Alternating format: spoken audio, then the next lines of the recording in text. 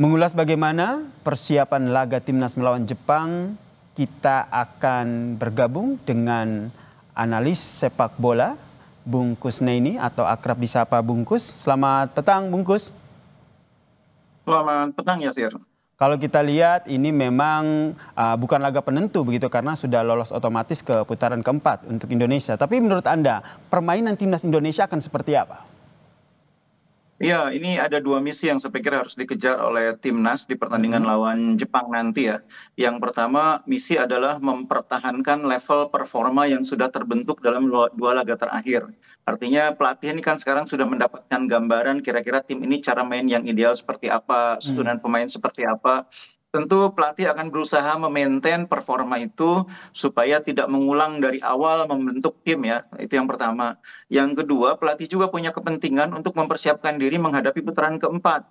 Karena kita sudah dipastikan lolos ke putaran keempat dan pelatih harus menilai skuad yang ada sekarang dari 30 pemain yang dibawa ke Jepang ini, siapa yang bisa dipertahankan untuk putaran keempat dan di posisi mana saja yang kira-kira masih butuh penguatan.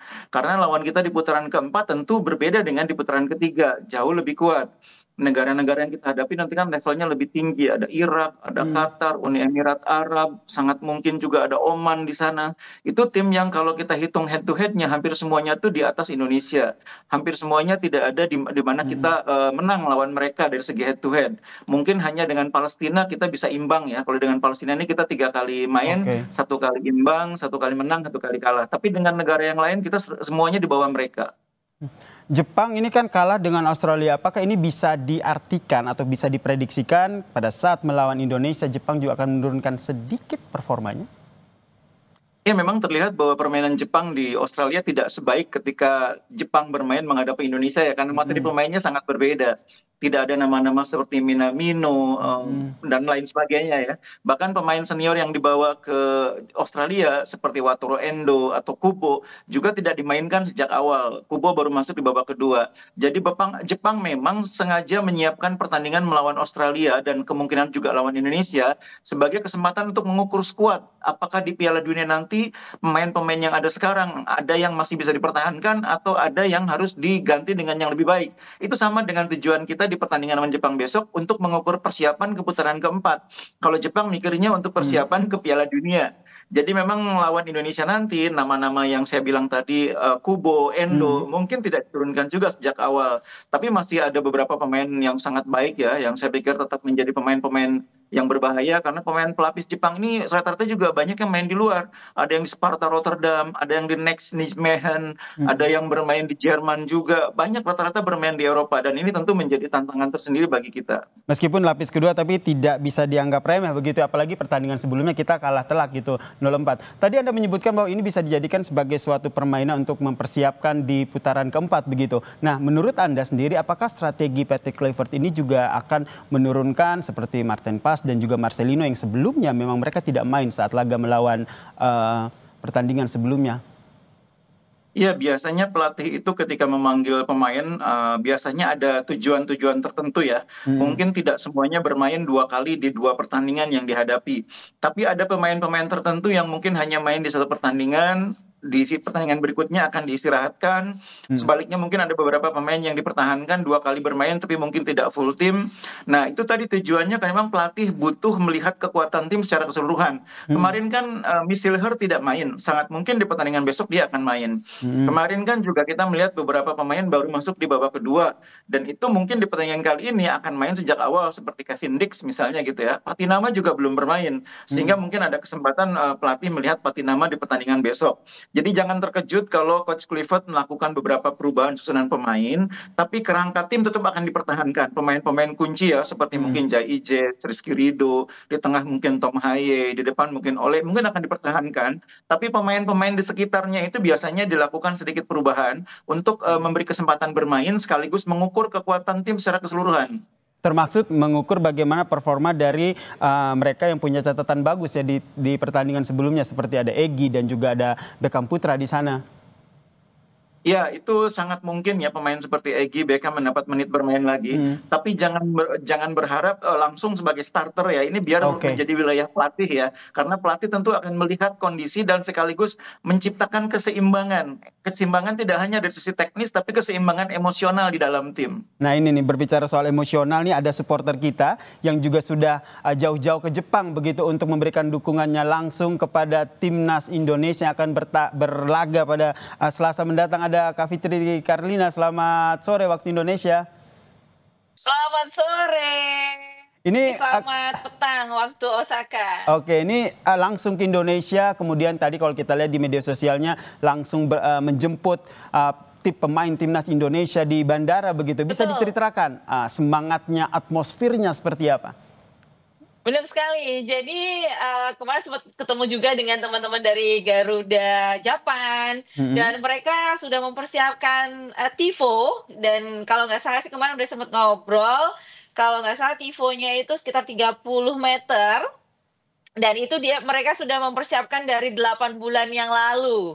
Nah, ini kan berarti apresiasi dan semangat para supporter di sini sudah luar biasa banget, Mas. Dan juga Mhm. tiket itu juga udah habis, udah sold out, udah ludes. Palingan kalau memang ada, itu ada beberapa mungkin yang cancel dan itu pun udah second hand. Tapi Mhm. kalau untuk yang langsung beli, itu semuanya sudah diborong oleh para supporter Garuda Japan semua yang ada di Jepang. Dan Mhm. Jepang itu kan luas ya, nggak cuma yang ada di Osaka. Kemarin ada yang datang dari Tokyo, ada yang datang dari Nagoya, Kyoto, Oita, jauh-jauh bahkan datang Mhm. dan bahkan yang dari Jakarta, termasuk saya.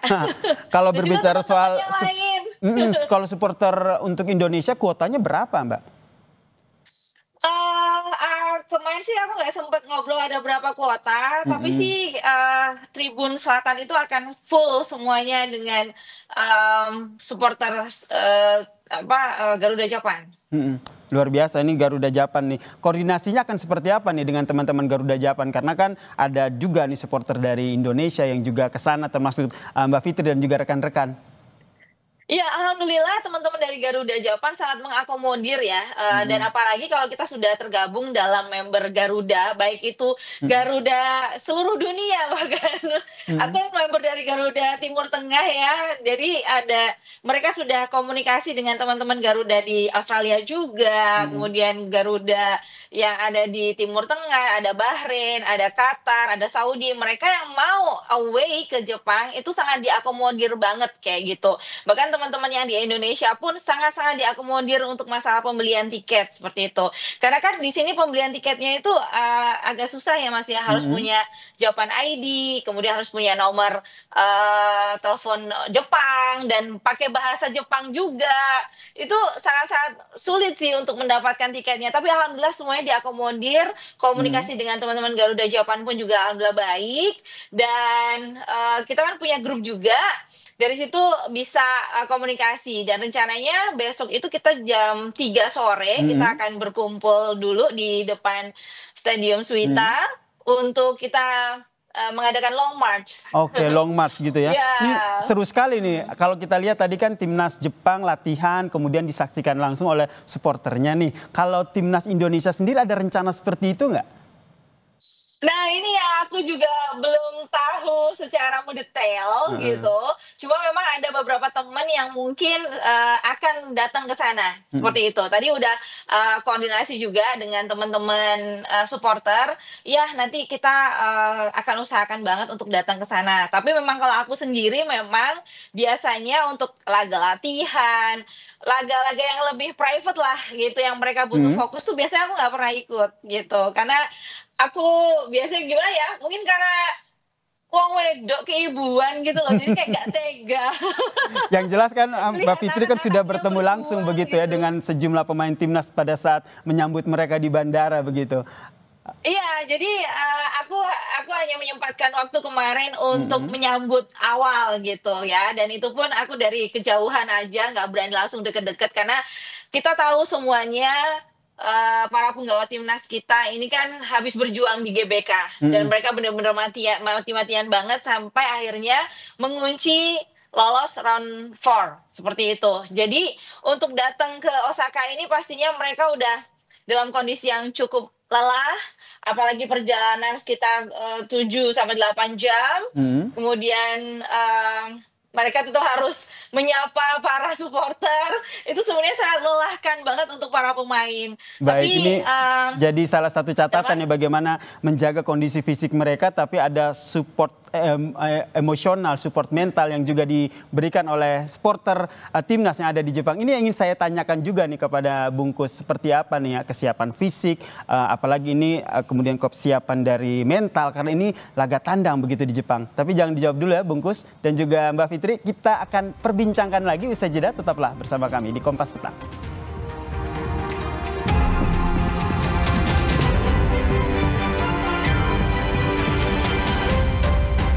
Masih bergabung bersama saya saudara, salah satu supporter Timnas Indonesia, Fitri Karlina, dan juga analis sepak bola Bungkus. Bungkus, kalau kita lihat tadi kalau bermain di tandang begitu yang dikhawatirkan kan soal mental nih, apalagi bukan kaleng-kaleng begitu melawan Jepang. Apa yang menjadi strategi dari Patrick Kluivert yang menurut Anda lihat?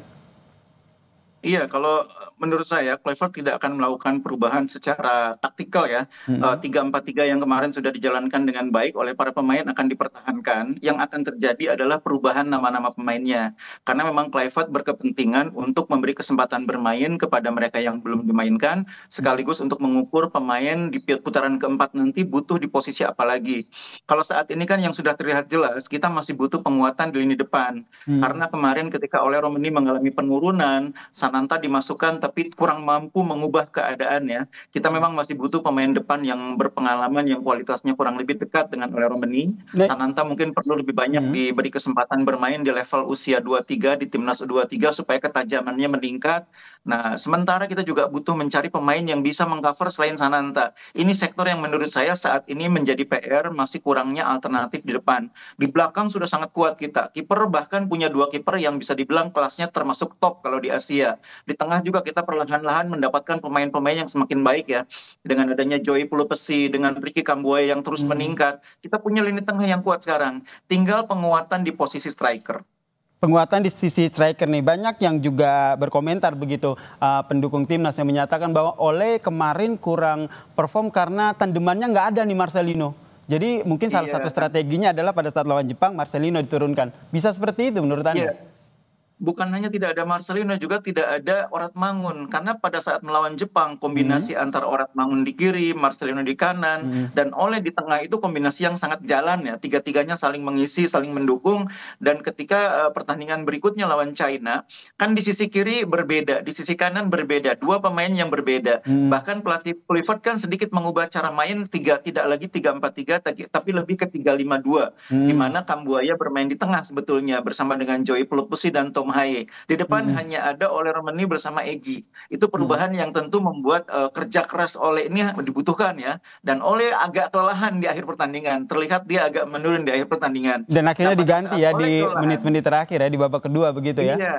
Pada saat Ole kelelahan dimasukkan Sananta, tapi Sananta masih kurang menurut saya. Sananta masih kurang, tapi melihat pada saat Beckham Putra masuk ini kan juga cukup mencuri perhatian begitu dengan gocekannya dan juga taktik permainannya. Anda melihat ini akan diturunkan lagi untuk melihat seberapa jauh sih potensi maupun kemampuan dari Beckham Putra ini? Iya, pelatih ketika melihat seorang pemain improve ya penampilannya atau sedang dalam top performance, itu biasanya memberi kesempatan ya untuk memaintain, menambah keyakinan. Jadi sangat mungkin Beckham akan mendapatkan menit bermain lagi, cuma tetap bukan sebagai starter. Karena levelnya sekarang ini Beckham sudah ada di senior, dan di senior dia baru memulai debutnya. Pemain yang seperti ini tentu harus pelan-pelan ya. Istilahnya jangan baru awal menjadi pemain timnas tiba-tiba dikasih main 90, itu nanti akan kaget. Kemarin sudah dimainkan 15 menit, kali ini mungkin mendapat 15 menit lagi atau 20 menit, progresnya tuh perlahan-lahan. Oke, progresnya perlahan-lahan. Saya ke Mbak Fitri. Mbak Fitri, kita flashback sedikit di pertandingan kemarin itu. Pada saat kita menang dengan tendangan penalti dari Ole Romeni, Mbak Fitri deg-degan nggak sih pada saat itu? Banget lah. Semuanya kita kayaknya nggak cuma aku aja ya. Saya juga sih sebenarnya. Para ya kan? Supporter baik yang ada di dalam stadium maupun yang ada di rumah dan yang lagi nobar, semuanya pada deg-degan. Karena begitu santainya Ole mengeksekusi, kita nggak nyangka bahwa itu ternyata membuahkan gol dan sangat indah gitu, dan sangat santainya Ole. Dan kalau aku membaca juga banyak taktik yang juga tidak hanya segala untuk eksekusinya, tapi taktik sebelumnya juga kan apa namanya, kegocek juga kayaknya. Karena awalnya kan yang sepertinya yang akan mengeksekusikan Bang Jai gitu ya, dan ternyata bola dari Bang Jai itu diarahkan ke Ole gitu. Wah, itu, dan ternyata penonton juga ikutan kegocek soalnya. Dan akhirnya membuahkan Jadi hasil yang begitu.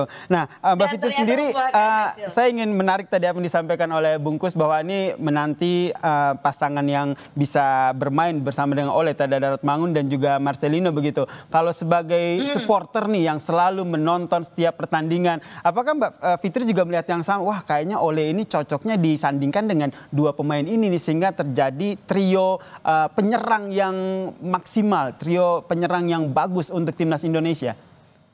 Iya, ya, saya sangat setuju karena memang dengan tidak adanya, yang terutama tidak adanya Marceng ya kemarin itu memang kita lebih deg-degannya itu lebih gitu loh, karena tapi dengan adanya kemarin tiki-takanya antara Ole dengan Egy, nah itu sebenarnya masalah chemistry walaupun baru kemarin itu udah sangat bagus, tinggal diterusin aja sih untuk pertandingan-pertandingan berikutnya ada di round 4 ya, kemungkinan besar. Kalau untuk yang nanti di Jepang, kita sih berharap akan adanya permainan yang bagus, duet yang bagus antara Ole dengan Marceng. Oke, ini kita nantikan sekali lagi, ini tergantung Patrick Kluivert nih nanti akan menurunkan siapa. Betul. Bungkus, Anda melihatnya seperti apa? Ini kan akhirnya ada beberapa pemain Liga 1 yang juga banyak yang diturunkan dalam pertandingan sebelumnya. Ya, ini kan memang komitmen Kluivert ketika dilantik sebagai sebagai pelatih itu kan memang mengatakan bahwa pemain lokal akan menjadi backbone. Dan saya pikir dia memegang teguh janjinya itu ya dengan memberi kesempatan kepada pemain Liga 1. Saya kira kalau Kluivert dan jajaran pelatih lebih sering melihat pertandingan Liga 1, mungkin akan lebih banyak mendapatkan nama-nama lain. Beckham adalah pemain yang menonjol di kompetisi Liga 1 dan akhirnya di timnas pun bisa membuktikan kemampuannya. Begitu juga dengan Egy dan Ricky Kambuaya, itu pemain yang memang sedang menonjol di Liga 1. Jadi kalau pemain sedang menonjol di klubnya, di liga, itu ketika di timnas pun kepercayaan dirinya tinggi. Itu bedanya pemain yang reguler di klub dengan yang tidak reguler di klub. Makanya pelatih itu kadang-kadang menuntut kepada pemain, kalau mau main di timnas, di klub pun harus dapat tempat. Kalau di klub aja nggak dapat tempat, gimana saya kasih kamu kesempatan main di timnas? Itu biasanya pelatih menantang pemain itu seperti itu. Karena memang level permainan di level klub itu akan menambah confidence pemain. Istilahnya gini, dia lebih tajam ininya, game feelingnya itu ketika dia rutin bermain. Ketika main di timnas itu bisa lebih cepat beradaptasi dengan sistem, dengan situasi di lapangan. Jadi kita apresiasi Coach Kluivert sudah memberi kesempatan kepada banyak pemain Liga 1. Sayuri juga sedang on fire memang di klubnya. Di Liga banyak 1, ya ternyata on fire ya. Kalau pertanyaan ini betul. Pertanyaan ke Bungkus nih, dari semua pemain Liga 1 yang kemarin bermain, siapa yang menurut Bungkus paling mencuri perhatian Bungkus? Menurut saya sih Ricky Kambuaya ya. Saya memang sejak di Liga 1 melihat bahwa pemain ini punya kualitas untuk menjadi pemain yang bisa diandalkan kalau dia dalam grafik permainannya gitu ya. Karena memang pemain itu kan ada up and down-nya gitu ya. Dan nggak selalu pemain itu bisa dalam grafik yang tinggi terus. Ricky kalau dalam grafik yang sedang perform, itu pemain yang menurut saya di timnas itu sebetulnya sangat layak untuk main sebagai starter bersanding dengan nama-nama seperti Tom Hai, Joy Pulpesi. Nah, ini yang saya pikir nanti akan menjadi tantangan ke depan, bagaimana Ricky, Yaakob Sayuri, Egy, Beckham juga menjaga levelnya ketika main di liga supaya di timnas pun menjadi pilihan pertama. Oke, tadi kita berbicara catatan soal lini serang, lini depan begitu. Kita ke belakang nih, pertahanan. Di situ ada kemarin kalau kita lihat meskipun Arten pas tidak bermain, tapi Emil Lodeiro membuktikan bahwa dia bisa menjaga gawang timnas dengan baik. Strategi Patrick Kluivert akan seperti apa pada saat melawan Jepang?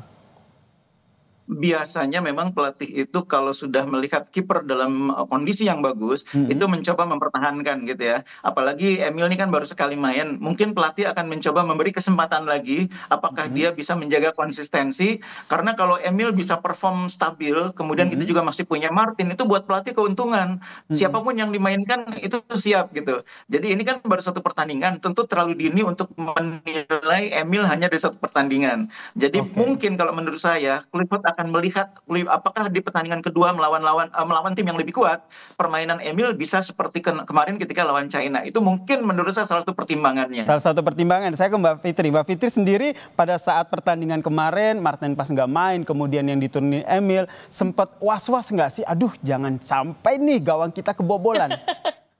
Oh enggak, sangat pede sekali. Tetap pede ya, oke. Bahkan sangat dinanti gitu loh, debut dari Bang Emil. Mhm, Dan ternyata alhamdulillah benar-benar menunjukkan mhm. performanya yang luar biasa, clean sheet, dan kemarin waktu kita menjemput, di bandara, aku langsung sampaikan, "Bang, congrats, clean sheet, good!" Gitu. Dan, itu juga memberikan semangat juga gitu secara mental untuk Bang Emil. Kalaupun nanti diturunkan di laga Jepang, aku sih optimis ya, karena memang antara, Bang Emil dan juga Martin Paes ini Mhm. bisa dibilang 11-12 gitu. Jadi sangat-sangat, pede banget lah kalau untuk di gawang sekarang. Jadi kalau nggak ada Sama-sama Martin Paes, temboknya. kita masih punya Emil begitu untuk menjaga Iya gawang timnas dong, Indonesia. Nah sedikit nih Mbak Fitri bener. terakhir. Tadi kan katanya udah menyiapkan tifo, kemudian ada kejutan. Bisa di-spill nggak kira-kira kejutannya apa nih dari Garuda Japan pada saat pertandingan nanti? Iya, semalam juga aku udah ngorek-ngorek informasi kan gitu, Mhm. sama ketua Garuda Japannya gitu. "Iya Mbak, nanti bakal ada, tifo yang sepanjang dan selebar 30 meter dan nanti, salah satunya yang Mbak Fitri duduk di bangkunya itu Mbak Mhm. Fitri juga ikutan koreonya," gitu. Wah, sesemangat itu. Cuma kan aku nanya, "Tifonya apa?" Mereka masih merahasiakan, karena Oke. biasanya Mhm. dari para supporter itu selalu merahasiakan karena ingin memberikan surprise di saat lagi live. Oke, memberikan Baru surprise nanti dan tentu akan saja. menjadi Mhm. pembicaraan setelahnya. Nah ini akan menjadi surprise dan tentu saja kita harap menjadi semangat tersendiri ya Betul. untuk timnas Indonesia yang nanti akan berlaga melawan Jepang. Kita berharap pasti aku yakin Bungkus dan juga Mbak Fitri ingin timnas Indonesia bisa menampilkan terbaik dan juga bisa menang melawan Jepang ya. Ini harapan kita bersama. Amin. Terima kasih Fitri Karlina, supporter timnas Indonesia dan juga Bungkus Naini, analis sepak bola telah bergabung bersama kami di Kompas Petang. Salam sehat semuanya.